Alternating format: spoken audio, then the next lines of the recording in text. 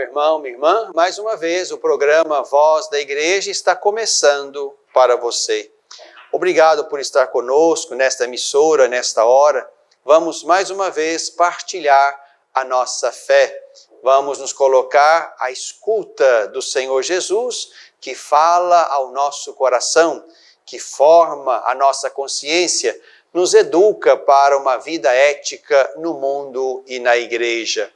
Bebendo da fonte é o nosso primeiro bloco. Vamos mergulhar no mistério da palavra de Deus escrita na Sagrada Escritura, para aprender sempre de novo, como discípulos de ouvidos excitados, que queremos aprender com o nosso Mestre para construir nossa vida, nossa existência, nosso coração, segundo a medida do ensinamento, da verdade, da luz que vem de Jesus. Vamos partilhar então o texto que a nossa liturgia católica vai utilizar neste domingo, o sexto domingo do tempo comum. Se você tem aí por perto a sua Bíblia e quiser tomá-la para ir também se ajustando na lida, no manuseio da palavra de Deus, você pode tomar então o texto de Marcos. Marcos, capítulo 1, versículos 40 a 45. Um leproso veio até Jesus e de joelhos suplicava-lhe: se queres, podes purificar-me. Jesus, movido de compaixão, estendeu a mão, tocou nele e disse: eu quero, fica curado. Imediatamente a lepra desapareceu e ele ficou purificado.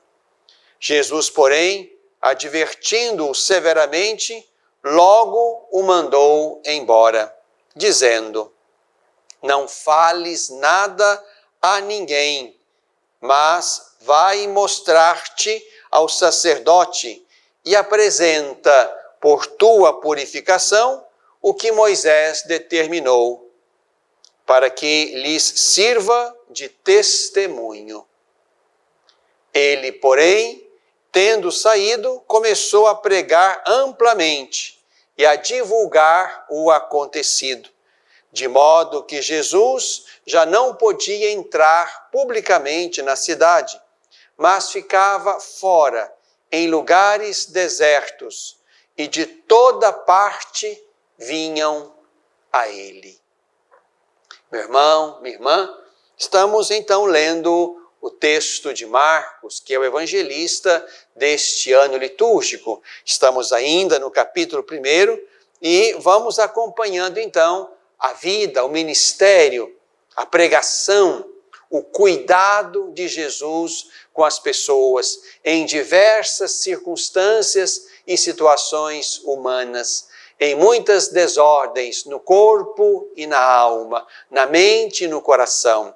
Ainda aqui nesse capítulo 1, nos encontramos então com Jesus e este leproso. O texto é carregado de palavras, de imagens, de gestos importantes e significativos que valem a pena a gente retomar. O texto diz que um leproso veio até Jesus. Um leproso aproximou-se de Jesus e de joelhos suplicou. Aproximar-se era expressão de ousadia, porque o leproso precisava viver fora da cidade, fora dos muros, esperando a caridade dos outros, porque a lepra era a doença, o castigo, a desgraça maior que alguém poderia levar consigo. Um verme que o comia vivo.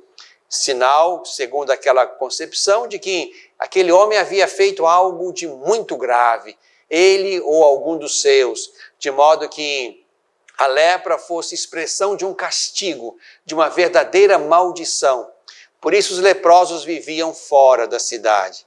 E se por algum motivo entrassem, precisavam acusar quem eram, dizendo ou gritando: impuro, impuro, ou até carregando algum sinal, algum instrumento que pudesse expressar que havia ali alguém impuro que não devia nem aproximar-se e nem ser tocado. O texto diz que o leproso aproximou-se de Jesus, como quem fizesse a sua última ação, esperando que ali, diante desta ousadia imprópria, indevida, proibida, ele pudesse então conseguir o que ele queria. Aproximou-se, mas a sua atitude antes da sua palavra já foi uma atitude de reconhecimento. Ajoelhou-se para suplicar algo. Aqui na atitude desse homem está uma atitude de quem crê e de quem aposta na fé como algo ou como um remédio que lhe pode ser útil naquele momento de abandono, de desgraça e de exclusão social e religiosa. A palavra do leproso ainda é mais forte. Se queres, podes purificar-me. O leproso já reconhece o poder de Jesus. Se queres, tu podes purificar-me. A palavra do leproso já dá a Jesus, já reconhece em Jesus um poder que liberta, um poder que cura. Basta que Jesus queira, porque Ele pode. Se queres, podes purificar-me. Aquele homem aposta tudo em Jesus. Aproxima-se, ajoelha-se e põe nele toda a sua esperança. Só depende de ti, Jesus. Se queres, tu podes. Mas aí começamos também a perceber atitudes diferenciadas, bonitas, ousadas da parte de Jesus. O texto diz que, movido de compaixão, Jesus estendeu a mão, tocou nele. Jesus, movido de compaixão, estendeu a mão e tocou. Tocar já seria comungar da impureza daquele homem. O leproso não podia ser tocado. E se fosse, quem fizesse isso estaria já também impuro como leproso. Jesus, movido de compaixão, estende a mão e toca nele. E aí há uma palavra de Jesus que nós não encontramos em outro lugar. Jesus vai dizer para ele: eu quero, fica purificado. Jesus une, portanto, vontade e ação. Há uma vontade no coração de Jesus, uma vontade motivada, inspirada e plena de compaixão. Eu quero. Eu coloco o poder de Deus à sua disposição, à disposição da sua fé, da sua prece, da sua necessidade. Eu quero. Fica purificado, fica curado. E aí diz o texto que imediatamente a lepra desapareceu. Aqui estamos diante, meu irmão, minha irmã, de uma atitude de Jesus, como tantas outras, em que o seu coração divino se comove, se move na direção da necessidade humana. Aquele homem não só se vê liberto da sua enfermidade, mas também liberto da sua exclusão. Por isso Jesus o manda aos sacerdotes, para que os sacerdotes reconheçam a cura e restabeleçam a convivência daquele homem. De modo que ele não volte para casa simplesmente sem a doença, mas volte para casa como alguém incluído, amado, reconhecido, aceito pela comunidade que o excluíra antes por causa da sua lepra.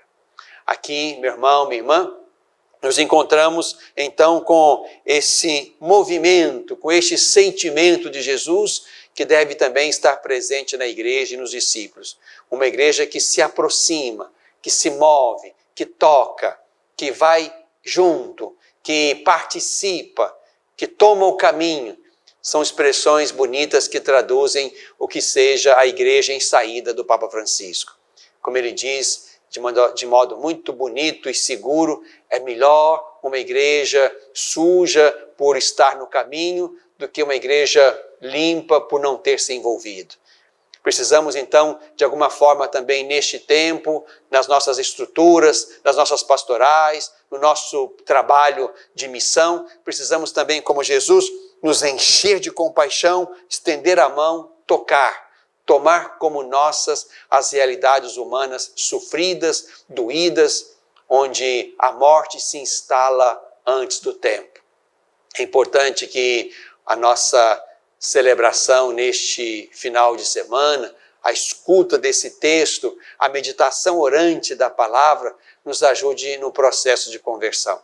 É preciso vencer a indiferença, é preciso vencer a exclusão. Nós não temos direito de dizer que este grupo não pode, este grupo não serve, este grupo não é de Deus, este grupo precisa ser eliminado. E existem posturas na igreja em relação a isto. Nenhuma vida é inútil, nenhuma vida passa fora do mistério do amor de Deus.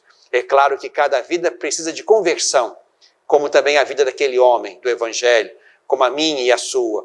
Não é? Aceitar e cuidar não significa aprovar tudo, mas significa tocar com amor, aproximar-nos com amor, ajudar-nos no cuidado, ajudarmos no sentido de que aquela vida possa tomar a sua verdadeira e bela dignidade e grandeza. Assim fez Jesus. Importante é que nós então possamos, atentos e acolhedores desta palavra, possamos também nos converter na direção dos irmãos e irmãs que precisam de nós. E talvez tenham a igreja e os discípulos de Jesus como os únicos em quem podem encontrar alguma esperança, alguma ajuda, algum cuidado. Bebemos da fonte.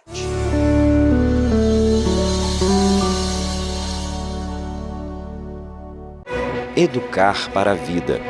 Formar homens e mulheres para a plenitude. Uma educação católica. Lembro-me bem, quando era criança, da importância de minha família em toda a minha educação.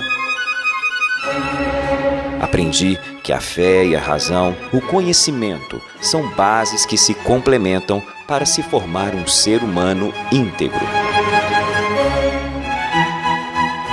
Valores e virtudes fundamentais para ser quem eu sou e sempre agir com coração e alma para alcançar os objetivos mais altos. Hoje, na formação de meus filhos, compreendo que educar é, sobretudo, uma obra de amor.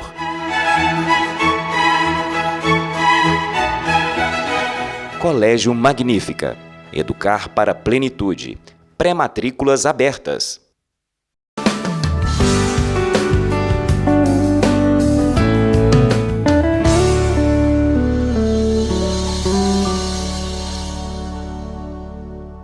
No coração deste tempo, nesta quinta-feira, 11 de fevereiro, nós celebramos o Dia Mundial do Enfermo. É a memória de Nossa Senhora de Lourdes.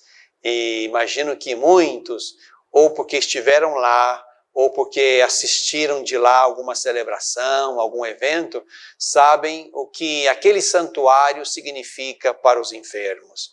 Lourdes é, por excelência, o lugar onde a enfermidade é visitada pelo amor de Deus, pela intercessão da Santíssima Virgem Maria. 11 de fevereiro, memória de Nossa Senhora de Lourdes, é também, então, o Dia Mundial do Enfermo. E a cada ano, o Papa escreve uma mensagem para esta jornada, para este Dia Mundial do Enfermo. E no primeiro bloco, nós nos encontramos com Jesus diante de um doente, de um enfermo, um leproso, não é? Com todo o impacto pessoal e social que a lepra causava.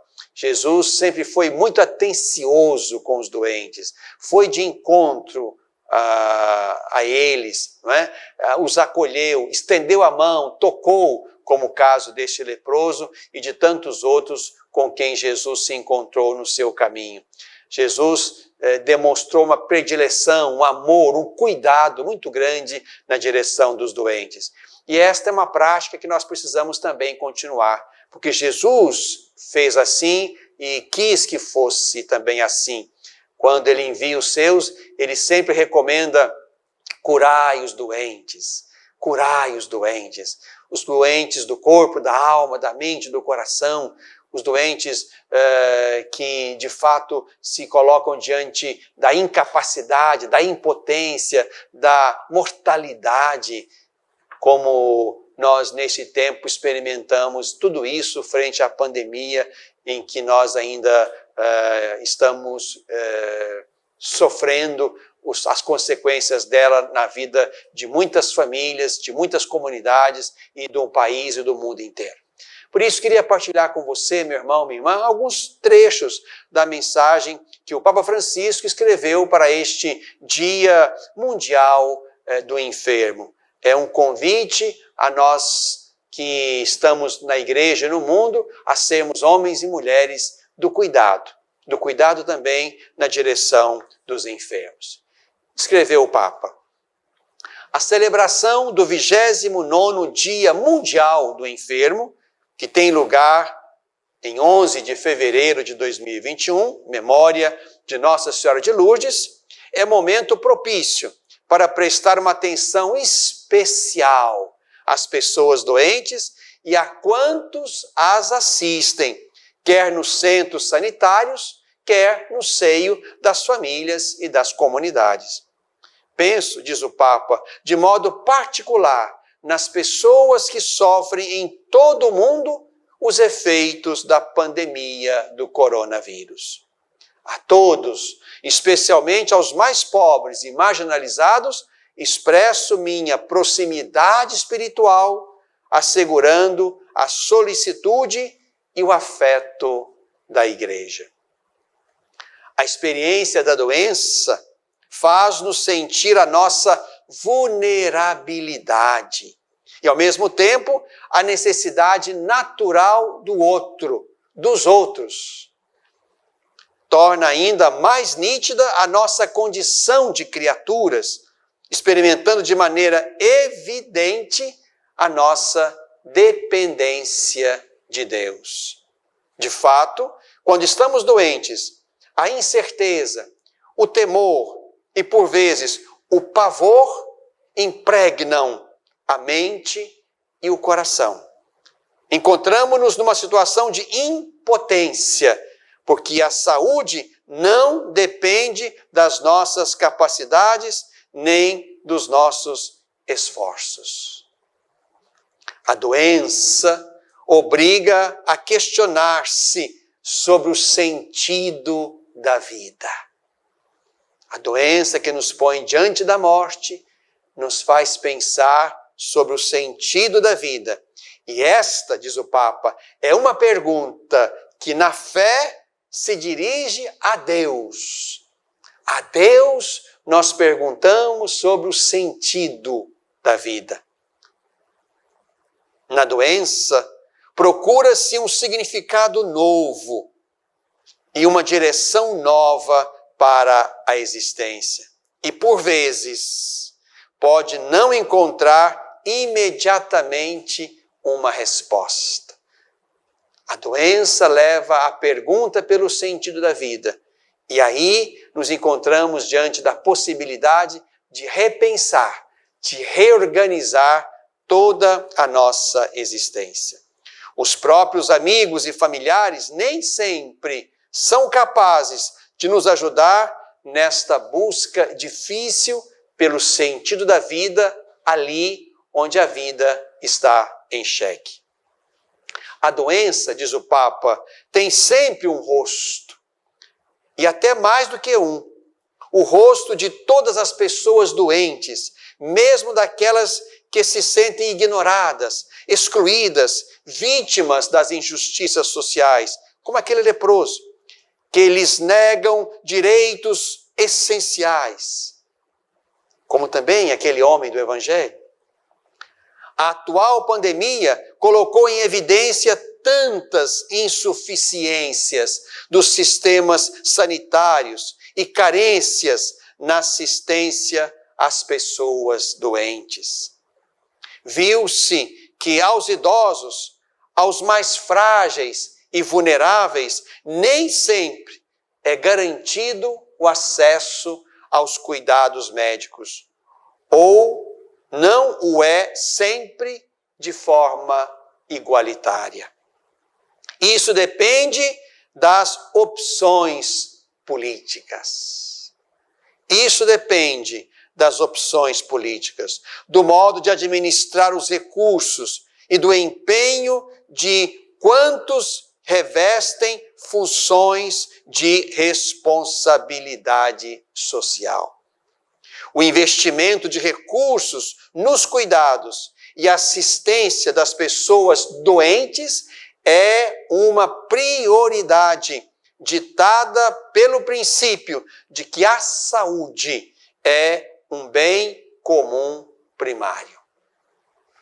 A vida, a saúde são bens primordiais e não se pode adiar o cuidado com a vida e o empenho na vitória sobre as doenças.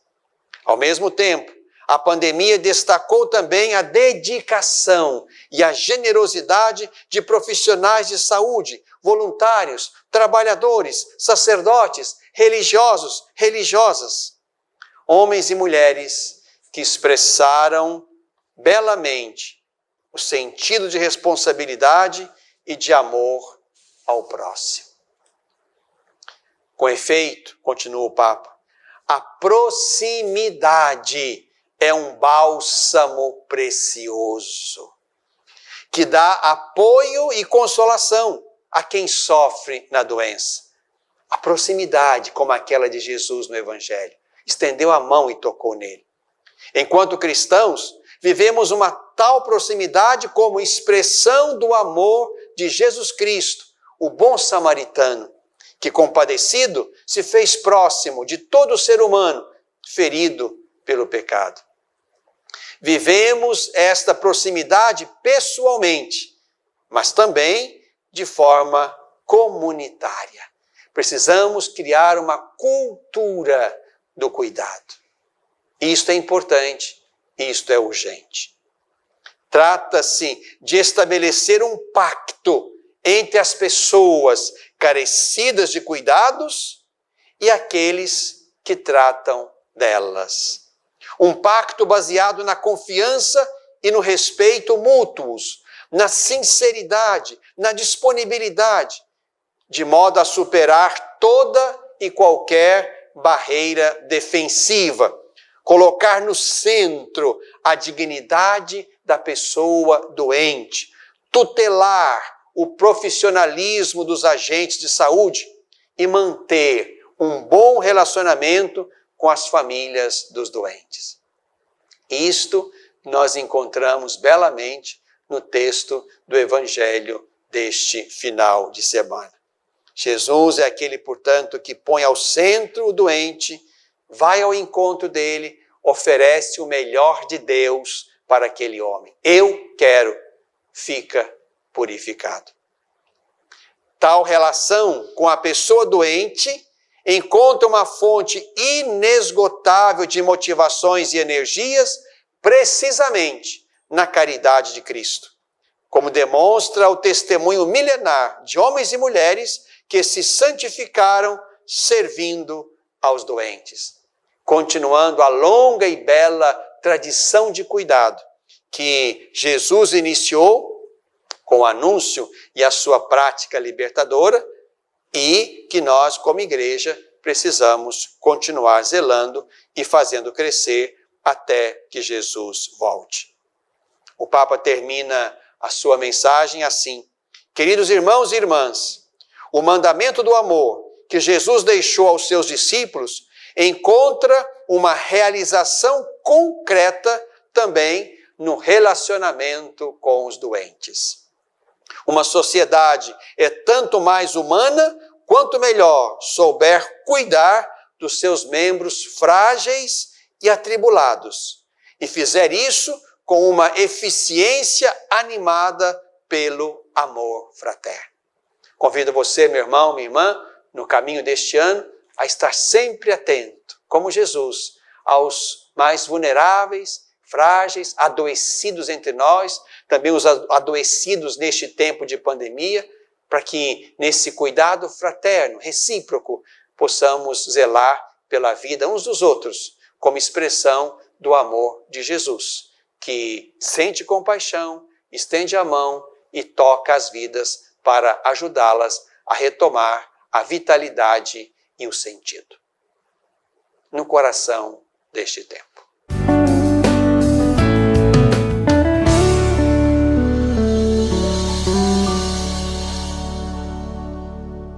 Superar uma tempestade em sua vida familiar é encontrar um lar provisório. Uma família que a acolha por um tempo, enquanto sua própria família se reestrutura para recebê-la de novo. Essa é a proposta do Serviço Família Acolhedora. Transformar as dificuldades de hoje em possibilidades de futuro. Serviço Família Acolhedora. A tempestade passa, a vida continua. Participe e faça a diferença.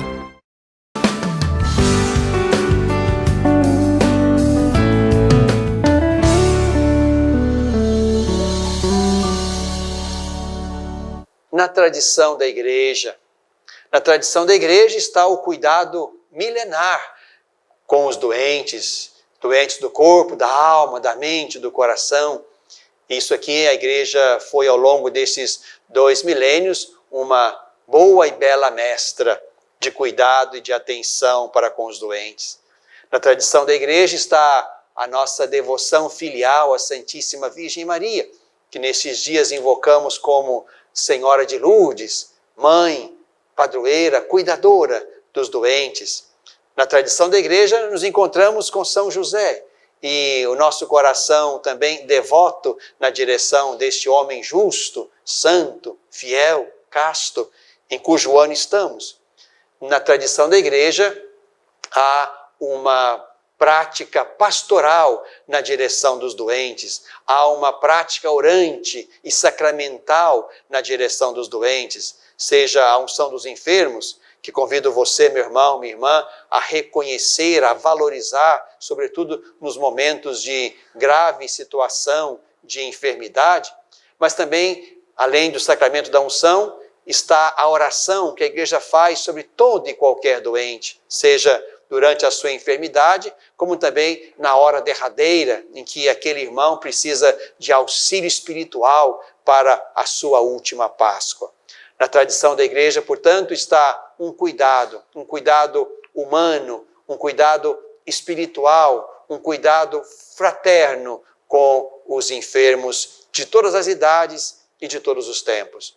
Quero terminar, então, este nosso programa, neste último bloco, invocando São José, para que este bom homem também ajude lá do céu aos muitos irmãos e irmãs que sofrem nesse tempo, os que sofrem os males e as consequências físicas, emocionais, humanas, espirituais desta pandemia, mas também aqueles que sofrem de outros males, de outras enfermidades, homens e mulheres que, com fé, assim como aquele leproso do Evangelho, se queres, homens e mulheres que também reproduzem com confiança na direção de Jesus esta mesma palavra, essa mesma prece. Se queres, tens o poder de curar-me.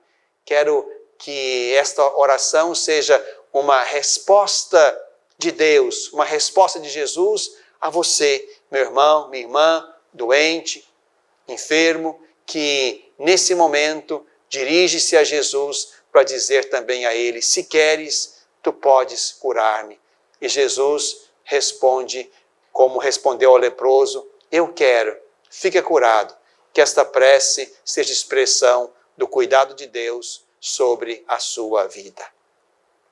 Senhor nosso Deus, que enviastes o vosso Filho ao mundo para carregar nossas enfermidades e levar sobre si as nossas dores, nós o suplicamos, pela intercessão de São José, por estes vossos filhos e filhas enfermos, para que com paciência fortalecida e esperança renovada, superem a doença por vossa bênção e voltem a gozar saúde por vossa ajuda. Por Cristo nosso Senhor. Na tradição da igreja.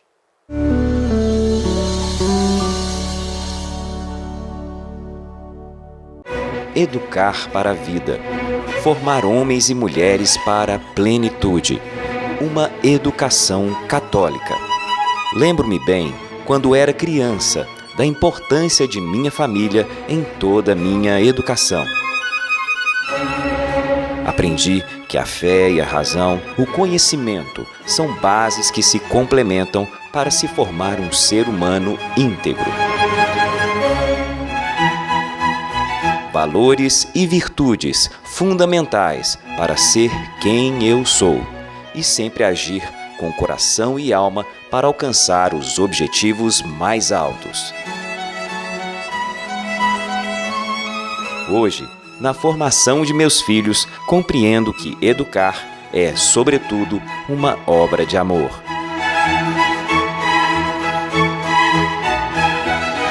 Colégio Magnífica. Educar para a plenitude. Pré-matrículas abertas.